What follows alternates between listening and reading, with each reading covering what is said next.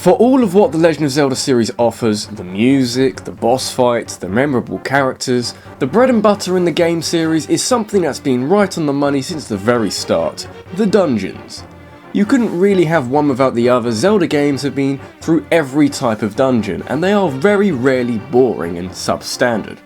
I mean, we've had the memorable, the symbolic, the frustrating, the god-awful, and just about everything in between, but of course, we're only looking at the best.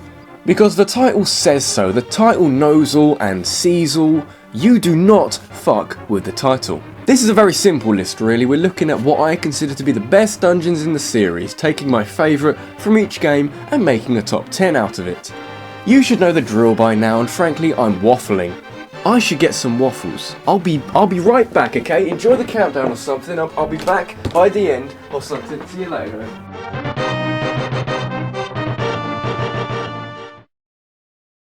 You know when I said that dungeons in Zelda games have been pretty good since the start?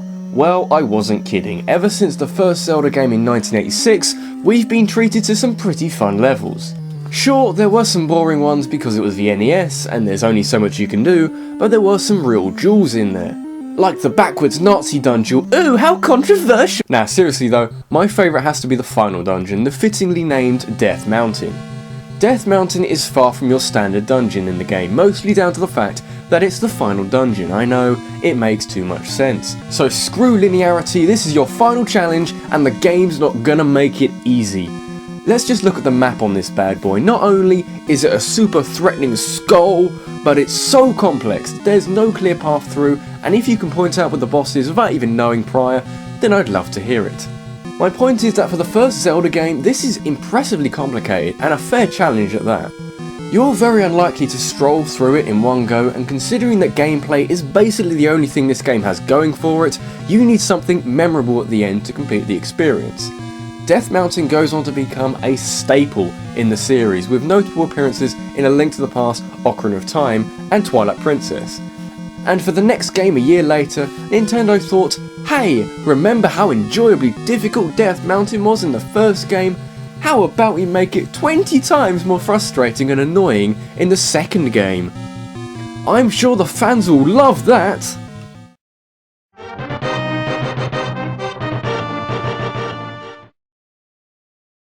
I don't really spend too much time talking about the Oracle Zelda games. They're okay, I guess, but there's not too many aspects that you can look at and think, yeah, well done Nintendo. And good job Capcom? I feel dirty for saying that, I'm sorry. They're not bad games per se, but they don't stand out as anything special. But you know, there are small moments where you do have to admire what the Nintendo-Capcom partnership managed. I've mentioned previously the fight with Ramrock from Oracle of Ages, who hangs out in the 8th dungeon in that game. In the sister game, Oracle of Seasons, we have a cracking 8th dungeon in the form of the Sword and Shield maze. Before we take a look at the actual dungeon, I want to show you what this place looks like from the outside. In Oracle of Seasons, you can go to a magical land called Subrosia, inhabited by midget versions of those guys from Star Wars. And hey, you can even fucking dance with them, guys.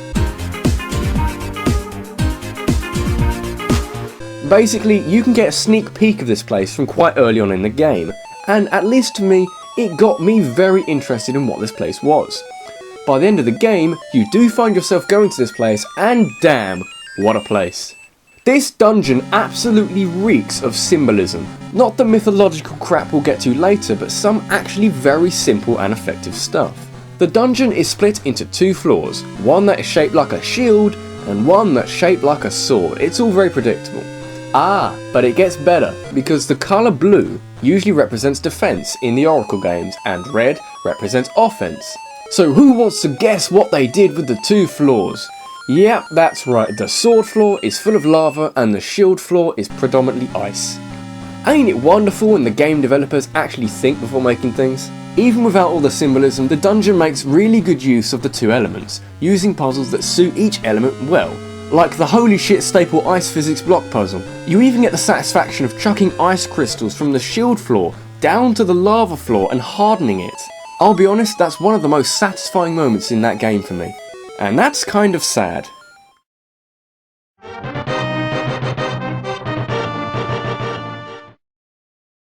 I remain adamant that Minish Cap is the best 2D Zelda game that Nintendo has ever made, even including the more recent Phantom Hourglass and Spirit Tracks, that are kind of 3D anyway.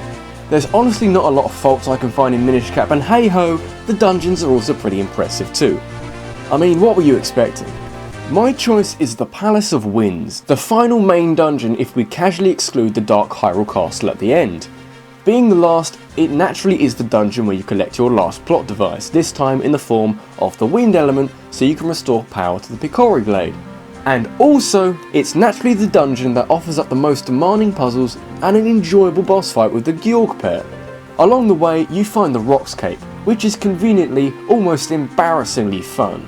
Something that the Palace of Winds takes advantage of with some very rewarding moments. I like to think that by this stage in Minish Cap, the developers know that you're pretty good at the game, and that throwing a bunch of tricky puzzles in there won't slow you down. Instead, they treat the Palace of Winds as more of a test of stamina, a trial of staying power over racking your brains for the solution to that one dickish puzzle. Not sure if that's entirely true, but I like my interpretation, and if you like, so should you.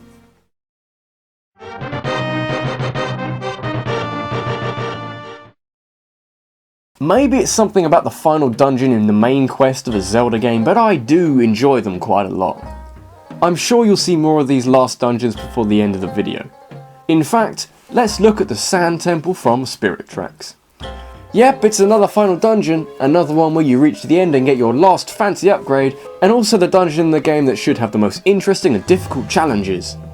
The Sand Temple actually holds the Bow of Light, which is important because it sounds significant in some way, and it results in this dungeon not being one that you just rock up to and breeze through. Even before you set foot in it, the road to the Sand Temple is littered with 3 trials consisting of fighting a Rocktite, crossing the lost sandy cave things, and destroying the turrets that defend the entrance to the dungeon. Holy shit! These trials do raise your expectations just a little bit for the impending dungeon, and it delivers in style. The meat of the dungeon reminds me quite a lot of the Arbiter's Grounds from Twilight Princess, but with less scary stuff. Both are sand dungeons, and both use this theme with the dungeon item to create some very clever traps and puzzles. While the Arbiter's Grounds has the spinner, the Sand Temple has the Sand Wand, and yes, it has about as much use outside the dungeon as the spinner, but inside it is put to great use. The Sand Wand allows you to raise any area of sand, letting you reach platforms or push obstacles around. You even have an enemy called Geroon, that can only be damaged by hardening it with a sand wand and hitting it really hard. And at the end we of course have Skeldritch, and I've already said how much I like this fight. It's almost like Nintendo intentionally put great bosses in the best dungeons. Maybe that's why some of these dungeons are so good.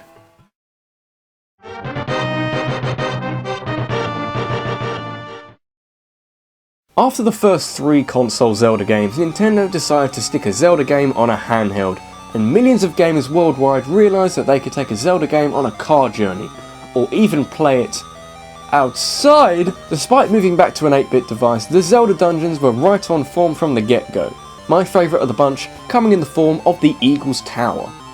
Firstly, just look at the exterior of this place. This isn't some hole in the side of a mountain shit, this is a full-on giant tower with multiple floors and some really interesting concepts and obstacles. The main premise is to knock down 4 large pillars to collapse the 4th floor into the 3rd floor, and not only does this sound very ambitious for an 8-bit game, but thinking about it a bit more, could you imagine what this would look like in a 3D Zelda game? Maybe Nintendo can use this in a game later down the line. Considering it's the 7th dungeon in the game, it seems very natural that you'll use a lot of items you've gathered during your adventures, but it also throws in something kind of interesting. The boomerang in Link's Awakening is completely optional, only acquired after a very long fetch quest. But if you have it on you by the time you reach the Eagle's Tower, it makes the dungeon a ton easier, allowing you to get the Mirror Shield with so much ease. It kinda reminds me of how Metroid games let you complete certain objectives more easily with certain items. The Eagle's Tower has one final trump card, its boss, the Evil Eagle. While he isn't anything truly special, it's the minion of the dungeon's mini-boss, so everything's connected in that way. You also fight it on a vertical plane rather than on a horizontal one like the previous bosses, so it has that bit of variety to set it apart. There's nice touches everywhere in this dungeon. What? Oh, you want another nice touch? Okay, how about Kirby?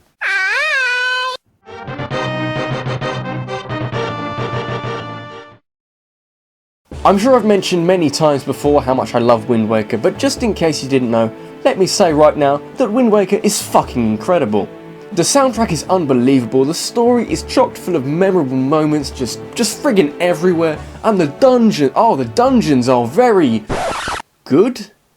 Like Dragon Roost or Forbidden Woods was not very good. It's a little weird that for how amazing the game is in other areas, I can't really think of a standout dungeon in this game. There's a lot of good dungeons, but not a lot of the jaw-dropping, oh wow, I really want to play that one again type of dungeons. And that's what this list is all about, man. For this countdown, I've chosen perhaps the most important dungeon in the game, the gigantic Tower of the Gods.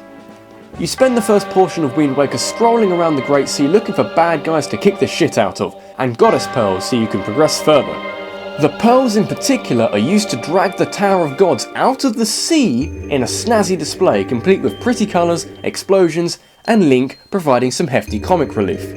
When I said this place was gigantic, I wasn't screwing around. Sometimes you'll be able to see islands from a fair distance away, but with the Tower of the Gods, it's a goddamn monolith in the overworld, you can see it from miles away. But all this grandeur isn't just for show.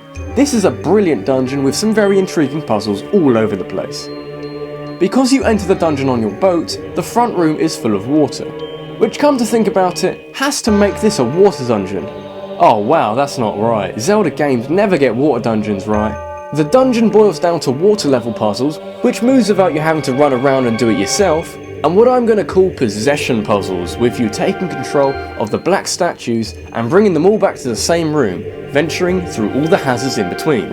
In addition, the dungeon casually decides to throw in the hero's bow as the dungeon item and a dark nut as a mini-boss. The Tower of God sets a precedent for later levels. It's the step up from the simpler dungeons from earlier in the game, and it forces you to adapt. And it actually works very well considering this place is designed story-wise to be more of a challenge rather than an obstacle.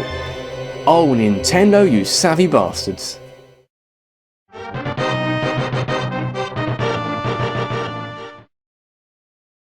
I played through Twilight Princess fairly recently, about a month or so ago, and it hit me harder than a truck just how good the dungeons were as a whole in this game. You can't really avoid the Lakebed Temple because it's frustrating as all hell, but other than that, there really aren't any bad dungeons in the rest of the game. They're well designed with at least decent bosses and well implemented puzzles, providing some memorable moments at stages. So for the dungeon I've chosen for this spot, it needs to be a little bit more, something to raise it above the rest. It might not be the popular pick, but hey, I've chosen the final dungeon, Hyrule Castle. To be honest, true final dungeons are actually quite difficult to make in the Zelda series. Part of it is to just have some place to wrap up the game's story, or in the case of the first Legend of Zelda, a welcome challenge. Hyrule Castle does a little bit more than just finish off the plot, and manages to cap off a very good game with a brilliant dungeon. Other than the fact that you enter this place with Midna completely trashing Ganon's pyramid of magic crackers, there's something incredibly eerie about this place. From the moment you enter through the main gates, you're presented with Hyrule Castle in all its majesty. But it's so quiet, no music whatsoever plays while you're outside, and when used in tandem with the constant rain, it puts the atmosphere through the roof. The outside area is pretty sweet, using a ton of weapons like the Dominion Rod, and hell, even those boar things that are impossible to control, and even throwing in a fight with King Bulbin just for good measure. Going into the castle itself is where the party really gets started. You finally have some music, but it's a minimalist rendition of the Hyrule Castle theme, and it just seems to echo in this place. It works well with the design of the dungeon because it's not all that different to what I imagined the place looked like before Ganon fucked it up. It still feels like a castle while acting as a proper dungeon. Sure, there's a dark knight in every corridor, but it looks and feels like a bona fide castle. There's rupees everywhere, there's about 20 million chandeliers in the main room, and hey, you even have access to Ganon's secret stash of treasure. That'll do. Also, let's quickly talk about something I discovered very recently. Going back to play it, I found myself in the room where the floor falls away if you don't land on the right block, and previously, in all my previous playthroughs, I got through there by using trial and error. Apparently, what you're supposed to do is use Wolf Link and the senses and follow the path set up by the incredibly creepy looking soldier ghosts. How the hell did I only find this after about 7 years? And you know what? They show up quite a number of times during the dungeon, and goddamn, aren't they scary? Fucking love this place, man.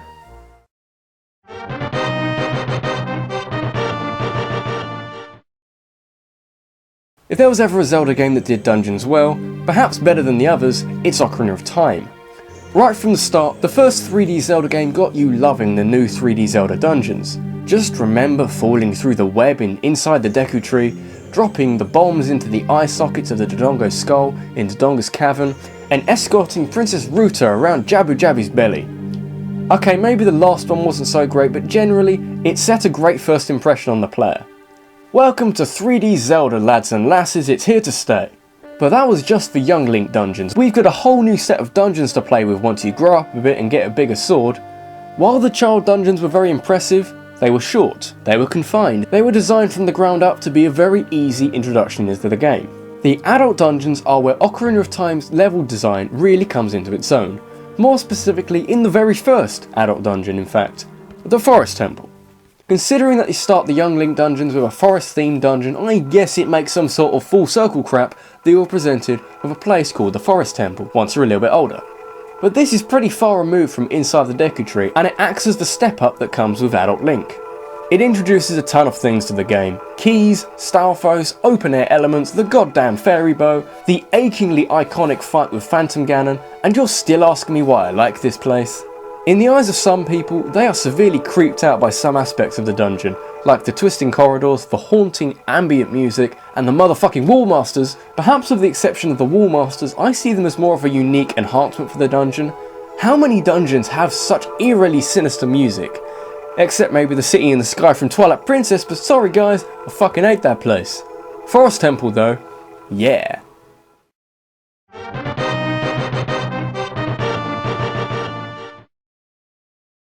There's a couple of cliches throughout the Zelda series with regards to the dungeons. On the whole, the Zelda dungeons are pretty decent, and do a good job of showing off weapons and sticking puzzles in your face and saying, dude, you need to solve that.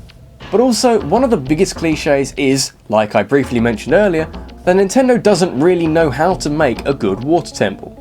Yeah, sure, there are some people who defend them and find joy in changing the water level, or the water current, or whatever floats your boat, but generally, water temples are just that one arsehole fly swimming around in your fucking soup. That was until Skyward Sword rode into town and tore the cliche to shreds. I've mentioned the ancient cistern in a previous video, but it was pretty brief, and I only went into any detail on the creepy bottom floor, so I guess I owe this place a decent description. It comes about halfway into the game and is the first dungeon you venture into to find a sacred flame so you can power up your sword and hit a big rock to go see your girlfriend. And for me, I feel that this is where Skyward Sword actually kicked it up a couple of notches. Previous dungeons in the game were good, but nowhere near as good as the ancient cistern. Rather than conforming to the regular water temple designs of just being a dungeon full of water, this place instead focuses on symbolism, with the water playing more of a backseat role. Think about it, you never really do anything substantial with the water. Hell, the boss even has nothing to do with the water. The dungeon sticks with a Far Eastern design, with Buddhas dotted around everywhere and whatever the fuck Koloktos is supposed to be. And of course, we have the story behind the dungeon's basement floor. Again, I've mentioned this place before in a previous video, but in essence we have heaven on the top floor and hell on the bottom floor. We have nice flowing water with shining statues, and then poison water with cursed bokoblins. You're just gonna love the contrast. And while the dungeon's item is quite underwhelming, it's put to good use against a fight with Galactus. One of my favourite fights from Skyward Sword because all in all, we have a water dungeon which isn't really a water dungeon, smothered in Indian imagery with a creepy ass bottom floor and a very satisfying boss. I don't know about you, but number one's gotta be pretty incredible to beat this place.